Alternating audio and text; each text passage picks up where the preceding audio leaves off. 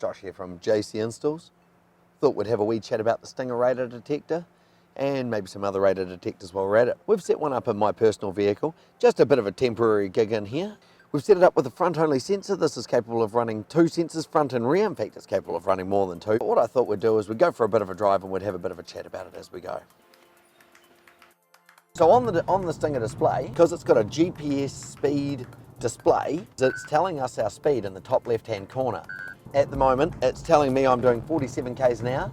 My speedo tells me I'm doing 54, and it is accurate. And because it's so accurate, if a police officer pulls you over, you've got a far more accurate reading on what you're actually doing. Now the Stinger has just picked up a K-band. K-band is most of your petrol stations, automatic doors, anything with a low intensity radar wave, picking up moving things. We generally run K-band on in the Stinger because it's a learning system and it will pick up where the K-bands are, so you drive the same way to work every day.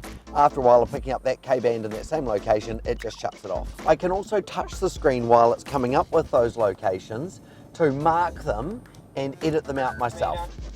But before you start doing that, you've got to make sure you're not actually picking up a speed camera. I enjoyed having a Stinger permanently mounted in my car because it got used to all my K-band locations. But you want the K-band running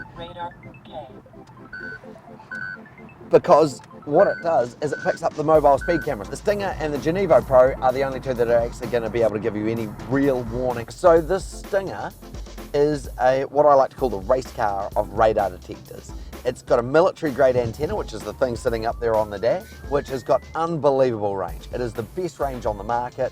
Everything is compared to a Stinger because the Stinger is the best. It also comes with the best price tag, and that's to be expected. Now there's also several levels of Stingers, so it can be quite involved. So if you want the best range possible on the best budget possible, then you do just a front receiver and maybe a pair of laser receivers as well. If you were driving a supercar of sorts, even just a good old bit of American muscle or a really fast japper, because let's be honest, we've got some real quick ones around the streets here, then maybe you would put on front radar receiver, the front laser receivers and the rear radar receiver, just to give you that extra level of protection. Because I mean, it's all about getting as much warning as possible. I mean, not that any of us that are watching this are bad guys. The Genevo Pro is our go-to radar detector. Dollar for dollar, it is damn near impossible to go past. It is substantially better than everything else we have in New Zealand except for the Stinger. Amazing range on KA.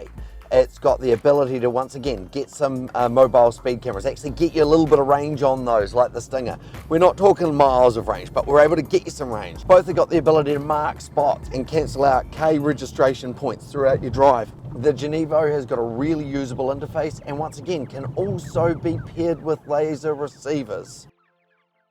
This makes it a very, very versatile weapon. The Genevo Pro has been specially set up for New Zealand conditions. The people from Genevo came over here and spent months testing, which is why the unit we sell is called a Genevo Pro NZ.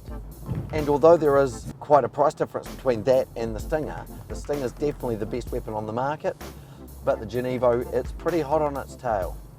We've been doing a lot of these into some fairly exotic vehicles of late.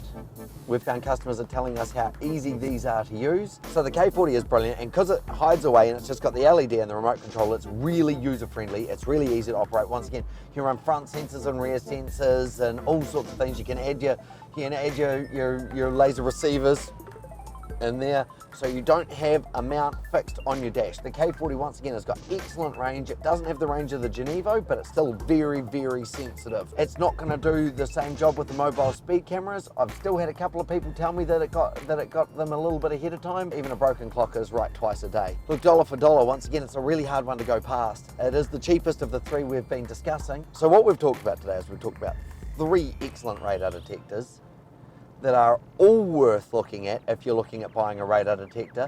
What it is worth doing is actually having a conversation to us about the types of roads you're driving on, where you're going to be using it, when you're going to be using it, why you want it, and never forget, it's okay to tell us how much you're hoping to spend.